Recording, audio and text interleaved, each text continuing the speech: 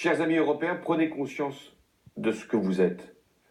Ne regardez pas l'histoire comme une suite de drames qui auraient été ensuite surmontés simplement parce que nous en aurions décidé au lendemain de la guerre.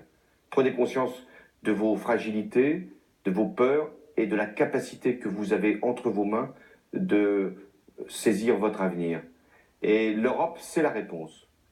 Et face à des défis que nous connaissons, la Syrie, le terrorisme, face aux réfugiés qui aujourd'hui regardent l'Europe, parfois avec angoisse de ne pas y être accueillis, parfois avec illusion d'être accueillis sans condition, l'Europe doit montrer qu'elle a une capacité, mais qu'elle a aussi des règles et des principes. Face également à la difficulté économique, nous devons regarder que nous serons toujours plus forts ensemble. Et si j'ai un message, c'est que ça sera dur, difficile, que c'est une épreuve, que c'est un combat que de faire l'Europe. Mais si nous abandonnons ce combat, alors je n'ai qu'une certitude. Ce seront les nationalistes, ce seront les populistes, ce seront les extrémistes qui gagneront. Déjà, ils sont à l'œuvre, élection après élection, partout dans des pays qui jusqu'à présent n'avaient pas été concernés.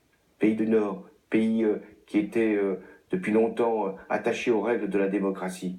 Donc face à ces menaces-là, qui sont des menaces internes, il faut être capable de se dépasser tout en gardant nos identités nationales. Voilà le sens du message que je voulais vous adresser. Soyez européens, ne soyez pas frileux d'être européens, engagez-vous, parce que si vous ne le faites pas, vous ne serez même pas sûr de garder ce qui fait votre héritage national.